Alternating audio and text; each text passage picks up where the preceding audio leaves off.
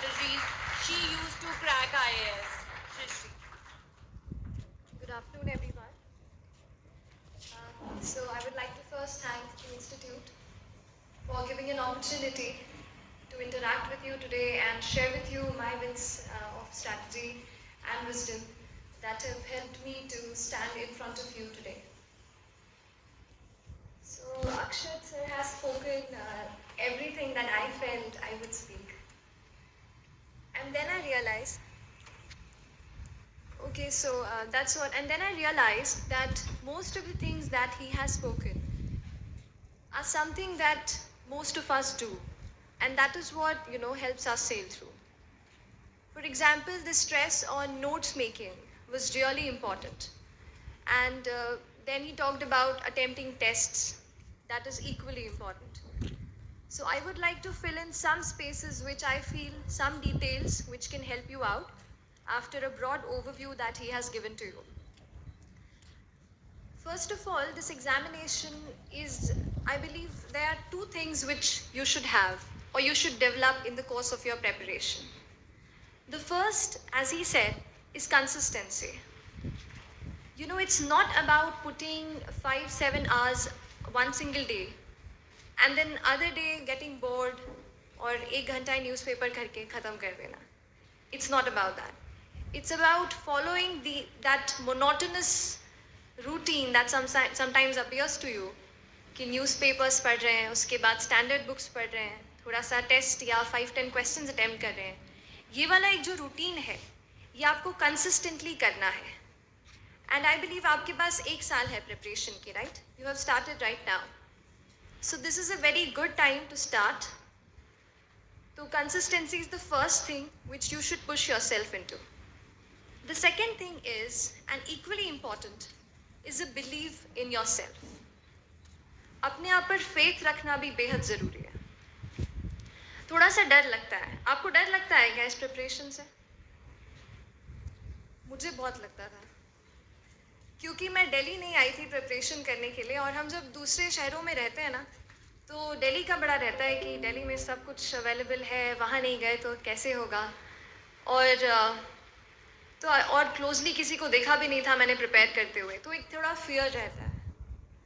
उस फियर को तो ठीक है, उसको थोड़ा बैकग्राउंड में डाल दो. अपने आप पे एक बिलीफ रखना शुरू करो कि इफ़ दीज पर्सन्स जो मेरे सामने आज खड़े होकर बोल रहे हैं अगर ये कर सकते हैं तो मैं भी कर सकता हूँ या कर सकती हूँ. That faith in your self is very important, and that faith and belief will drive you every single day कि आप उठकर अपना रूटीन, अपना जो शेड्यूल आपने बनाया है वो फॉलो कर रहे हैं. So focus on consistency and belief. Now moving on to some little bits or details of the preparation. I focused extensively on current affairs based preparation. जैसे ये ऑल्सो मैंशनड कि कुछ भी जो भी सिलेबस हमारा है उस हर एक टॉपिक का एक स्टैटिक पार्ट है और एक डायनामिक पार्ट है. तो करंट अफेयर्स के बेसिस पे आप कैसे कर सकते हैं? I just give you an example. Now there is this cyclone Fani that came right in Odisha. Suppose you are making notes out of it, and अगर साइक्लोन आ रहा है उसके 10 days पहले से यू हैव आर्टिकल्स mentioning कि this is happening. 10 days after that you have articles on it कि what happened, what was the impact. तो उसको आपको अलग अलग एंगल से एनालाइज करना है. जैसे and this you will get it when you will study the previous year question papers. So इसी एग्जाम्पल को आगे बढ़ाते हुए टेल यू कि जैसे साइक्लोन फोनी का एक जियोग्राफिकल एस्पेक्ट है, राइट? कि साइक्लोन कैसे क्रिएट होता है, वो फिर लो प्रेशर कंडीशंस और वो सब जियोग्राफिकल पार्ट आ जाएगा. उसके बाद दूसरा पार्ट इसमें आएगा कि इट इज़ अ डिज़ास्टर, तो डिज़ास्टर मैनेजमेंट में कैसे करना है. Then there will be articles की एडमिनिस्ट्रेशन ने कैसे इस पर रिफ्लेक्ट किया, कैसे प्रिपेयर किया. तो कोई भी इशू जब आप प्रिपेयर कर रहे हैं उसके सारे एस्पेक्ट्स को कवर करके अपने नोट्स बनाइए. जब आप ये करेंगे तो उस एक इशू से जो भी रिलेटेड आपको क्वेश्चन पूछेंगे you will be able to answer that. And ये करंट अफेयर्स का कर लिया. Again, when you are reading the static portion of say geography, वहाँ पे when you are studying की cyclone, how does it form, what kind of cyclones are there, वहाँ पे again refer to your notes on cyclone phone. So the entire thing gets connected. ऐसे ही अपने mind में try to interconnect the different topics that you read and the different topics that are given in the syllabus. So this is one thing. Another example, recently or last year, there were a lot of articles, and I'm sure they are coming even now, with respect to the working of parliament, that how many leaders were commenting that, the effectiveness of the discussions or something like that. So follow these kind of issues, note it down properly with you, note down some of the important, कभी data आ जाता है paper में कि इतना percentage attendance रहा है MPs का या ऐसा कुछ. So these data can be quoted in your answers to justify your argument. है ना? So this is the first one.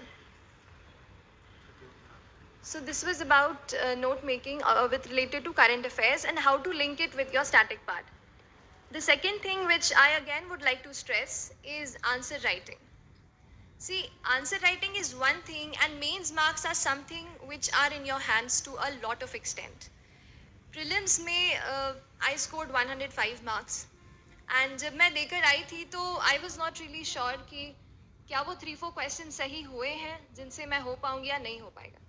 थोड़ा dicey होता है prelims. There are people who score 140, 150, but I was not one of them. तो वहाँ पे I somehow managed किसी तरह से prelims का किया. But mains was a portion where I felt कि यहाँ पे अगर अच्छे marks हम score कर लेते हैं तो आगे इंटरव्यू में भी अगर कुछ कम ज़्यादा हो गया तो we will find our name in the list. तो एक ये एज ही ऑल्सो सेड कि मेंस ओरिएंटेड प्रेपरेशन आप अपना ओवरऑल रखिए, that will really help you out. So one was about this was about preparing notes. Answer writing पे मैं आ रही थी. तो आंसर राइटिंग में थोड़ा नॉलेज बेस के साथ देखिए होता ये है कि वी ऑल स्टडी दो standard books for preparation. For geography we read NCRTs, other books for polity. So we more or less read the same books and same newspapers. But how you can differentiate yourself in your answers is by the presentation of it. Because ultimately the person who's checking the answers, unke liye our sheet is just a bundle of papers. But for us, it is everything, our entire hard work. तो अपने answer को अच्छे से present करना is very important. See, we have this usual framework of introduction, body and conclusion. Many people ask कि points में है या paragraph में. So I'll say that completely depends on the demand of the question. अगर question में ऐसा demand है कि आप उसको categorize कर सकते हैं, like अगर पूछा है कि any issue का what is the impact of it, तो उसका multi-dimensional आप cover कर सकते हैं कि economics, social, political, है ना? ऐसे करके you can give the impact. कहीं पर आपको लग रहा है कि डेफिनेशन से शुरू करना चाहिए तो वैसा फिर आप पैराग्राफ्स दे सकते हैं. So it totally depends on the demand of the question. Now apart from this structure also work out on some frameworks या कुछ ऐसे फ्लो चार्ट्स या डायग्राम्स जो आप अपने आंसर में कोट कर सकते हैं. जैसे you can learn the map of India, to draw the map of India in about 10 to 15 seconds. वो एक ऐसा पार्ट है कि कोई भी जैसे like last year there was a question in paper 1 जहाँ पे they asked probably the wetlands, Ramsar wetland sites. There was a question related to it. I have not really recalling the exact question. तो वहाँ पे there were two parts to the question. One was about wetlands and the second part was name two wetlands in the country. Now we could either write two wetlands name. I just drew the map of India at the corner and I just marked two wetlands on the map. So कहीं ना कहीं से overall आपको half एक mark कहीं से खींचना है. बिकॉज जैसे मैंने कहा कि we all read the same standard books, कभी कभार डेफिनेशंस भी हम एक जैसे लिख देते हैं, तो डिस्टिंग्विश हम आंसर राइटिंग से ही हो सकते हैं. तो अपने आंसर के प्रेजेंटेशन पे वर्क करिए. इंडिया का मैप हो गया, उसके बाद there could be some flow chart, कुछ साइकिल जैसे one is leading to the other is leading to the first one, ऐसा करके कुछ हो सकता है. ऐसे फ्रेमवर्क्स मैंने बहुत, जैसे कह रहे थे टॉपर्स के आंसर्स, हम भी आंसर शीट्स देखते थे और कहीं पे कोई मॉडल आंसर्स रहता है उसको देखते थे, उसको देखकर ही सीखा है. तो आप भी वैसे ही करिए, सी फ्रॉम अदर्स आंसर्स, और कोशिश करिए कि अभी नोट मेकिंग के वक्त ही आप ये सब अपने नोट्स में डाल लें. क्योंकि क्या होता है एग्ज़ाम में उतना टाइम नहीं रहता कि हम एकदम सोचें कि क्या अलग कर सकते हैं. यहाँ पे एग्ज़ाम में अगर आप जा रहे हैं तो you should be armed with all of these things कि कहाँ कौन सी जगह पे मैं ये चीज़ डाल सकता हूँ. दूसरा, फ्रेमवर्क पे एक बात करूँगी. मैंने ऐसा कुछ ऐसा कंक्लूजन का ऐसे बनाए थे कुछ फ्रेमवर्क्स, और कुछ की टर्म्स रहते हैं. जैसे there was this new India 2022, आपने सुना ये बात? the concept of New India 2022, and there are a lot of things that were there in it. So end conclusion में मैं एक sentence लिख देती थी कि these things, after we have implemented these things, we can achieve the target of New India 2022 or anything like that. You'll get these key terms when you read the newspapers, and secondly ये सब key terms आपको मिलेंगे government के authentic documents से. अब सबसे अच्छा document जो अभी मतलब मैंने पढ़ा था वो था नीति आयोग का 3-year एक्शन एजेंडा. वो जो डॉक्यूमेंट था उसमें जनरल स्टडीज़ पेपर 2 और 3 से रिलेटेड इतनी सारी चीज़ें हैं. So if you refer to it, कुछ जैसे फॉर्डर है, कुछ अपने आंसर्स के लिए की टर्म्स हैं, वो सब आप वहाँ से डिराइव कर सकते हैं and you can directly use it in your answers. और आंसर राइटिंग में ऐसे ही कुछ डालते रहिए, जैसे किसी कमिटी की रिपोर्ट आप बता सकते हैं कि this committee was set up, जैसे for the privacy or part the B.N. Sri Krishna committee was constituted, you can quote the name of the committee.